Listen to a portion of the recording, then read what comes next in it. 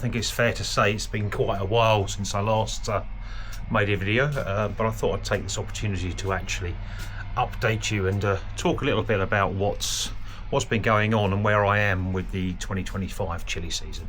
2025 so far has been my most successful chili season ever. The greenhouse is obviously helping things at the moment.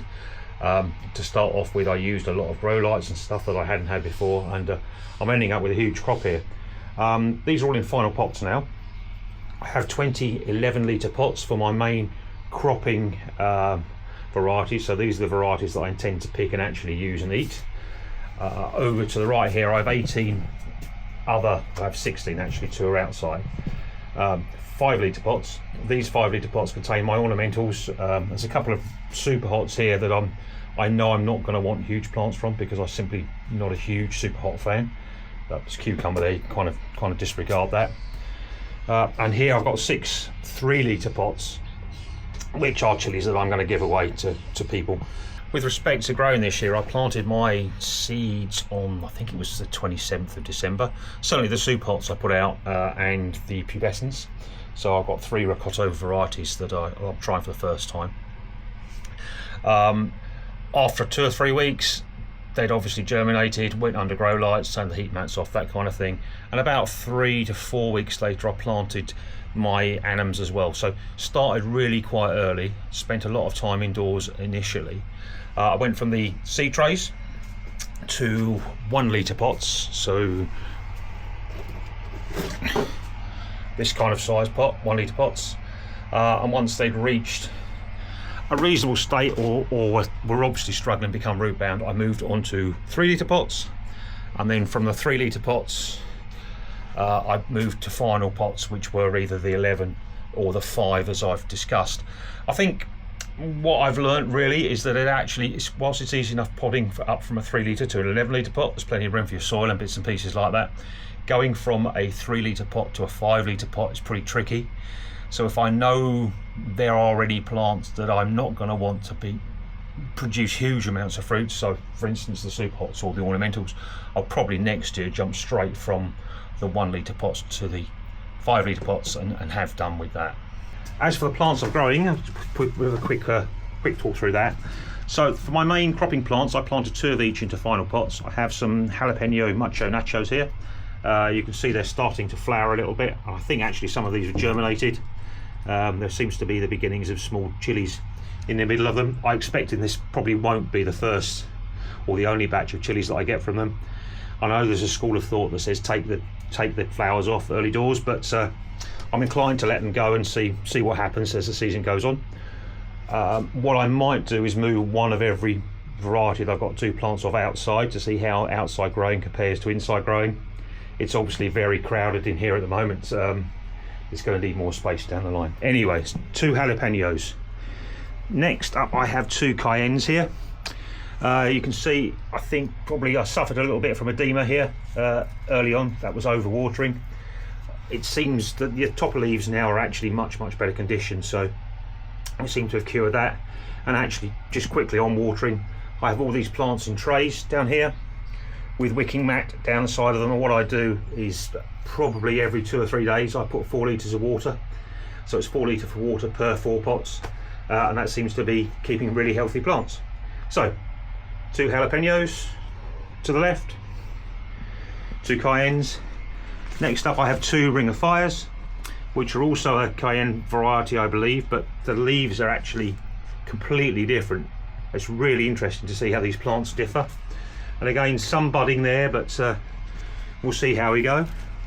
And then finally these 2 fairly tall plants. I mean, these are nearly 2-3 foot tall now. Piri bushes. So they're going great guns. Be interesting to see how big they get down the line. Across the back here I have some of my kind of cropping super hots. I have a Scotch bonnet in the corner, which is thriving well. A habanero red here. Got a really bushy Nagamorich, which is going great guns. They're really pleased with the way that's coming on. And a Kangstar lemon starburst here. Smaller plant, I guess it's slower growing, but we'll see how we progress with that one. Back to the start of the row, and we have a Turkish flower, a padron, big tall padron plant here. I quite fancy the idea of some sweeter peppers. Padron grow typically quite big peppers. Some of them can be hot, some of them not so much. Another flowering plant here, again in the 11-litre pot. Doesn't look like there's any signs of peppers or chilies in the flowers, so maybe it's not germinated. Serrano Temquineno. I don't know, can't pronounce it properly. But interesting, this one's got a furry stalk, much like the pubescens, so I'll need to check the variety on that. I thought it was an annum, but maybe not. Again, moving along, sweet banana plant, big sweet peppers, easy to eat, easy to cook, grill with. And again, I don't know if you can see, suffered a little bit with some edema to start with, but now we're watering more regularly. That seems to have gone away. Next huge plant here, massive leaves, almost the size of my hand. Look, that's a Malayan piquant, so the pepper dew peppers. A little bit crinkly, the leaves on the top, so not quite sure what's happening with that, but on the whole, really green and healthy looking plant. So we'll see how that one goes. That's the tallest plant I've got, I think, probably again knocking on for just over 3 foot. I next have a bishop's crown, quite a hot one, again, big broad leaves. I really only bought this for the shape of the peppers, really interesting looking peppers, so we'll see what comes. So that one, and finally 2 Sugar Rush peach stripies. So another one with big broad leaves, in the hot or super hot variety category, but we'll see how we go with that. No signs of flowers or anything, so a completely unstressed plant, just busy growing away. And like I said, I'll probably move, where I've got 2 of everything, I will probably move one of them outside in due course. It's now the middle of May. I should probably wait until the end of May before I do that. For my ornamentals, I've generally kept one of each variety, and some of the super hots, just because we don't know what's going to happen with them. So, and if they look pretty, I may grow them again next year. If not, nothing lost here. Just a quick walk through these ones now. So starting with some of the taller ones at the back, again, these are variegated, these are lovely looking. We have a jalapeno tiger.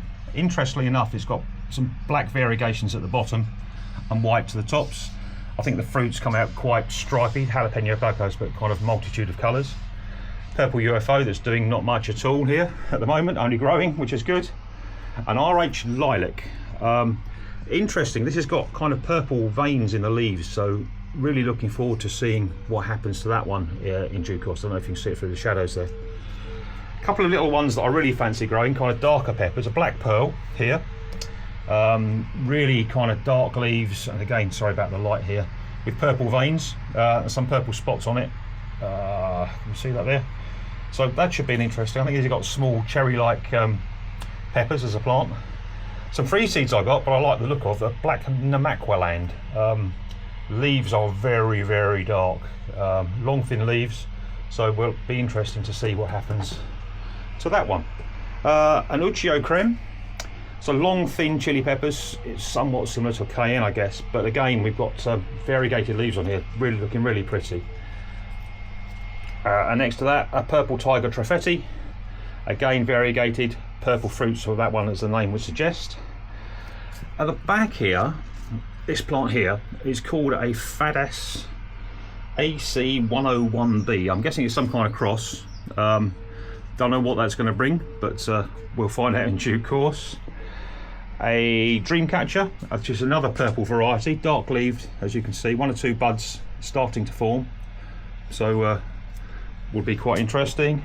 A Golden Nugget here, which have got small kind of orange spotty fruit, again slightly variegated leaves. I wasn't really expecting that, so we'll find out what happens there. I do have another sweet banana plant here, this one here. I accidentally topped this one. I was putting it into a pot and broke the top off. The plant kind of wilted and started sulking a little bit, but I thought I'd pot it on anyway just to see what happens. So we now have that in a 5-litre pot. This one I think is just lovely. It's Matteo jalapeno.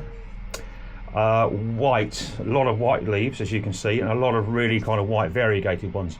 No sign of budding whatsoever. I hear tell that very often these don't flower or produce fruit, but we'll see what happens. I just like the look of that one. And then moving over here We have some soup hots. Well, actually, we have one at the back here, basket of fire, not so much of a soup hot. I may put that into a hanging basket eventually. I'm not sure yet, but it's just busy, kind of plenty of new shoots and like little tiny buds there, but that's fine. A fat ash white, long white kind of crinkly peppers in the soup hot variety, and a chili chump. Finally here, a chili chump jigsaw brain, CC jigsaw brain. So another soup hot, 1.6 million Scovilles or something. It's nothing that I'm ever going to eat, but I'll just be interested to see how it grows and what the chili peppers look like.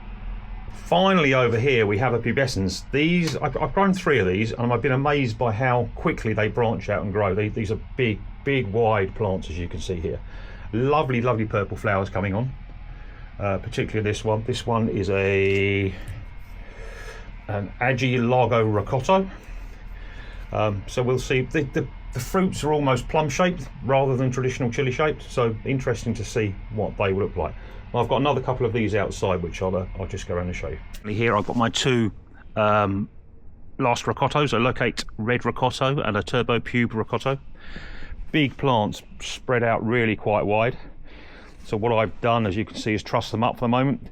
The only reason I've done that is because I'm keeping them in the greenhouse, and with lack of space in the greenhouse, I just haven't got room for the plants to push out. When they come outside eventually, I may well release them and let them do their thing. Again, bottom watering the whole lot using these trays, and I put a couple of litres of water in these trays every 2 or 3 days, and that seems to be doing them fine. Well, that really was a quick whistle-stop tour of what's going on with myself and my crops at the moment. I'll try and be a little bit more regular with updates going forward in the summer. Like I say, with exciting things happening, these will move out. More plants will be trussed up. Got one of them to look forward to. And then, of course, once we have chilies, we'll actually be using the fruit to do something with, cooking with, or whatever. We'll, might have a dabble with what sauces.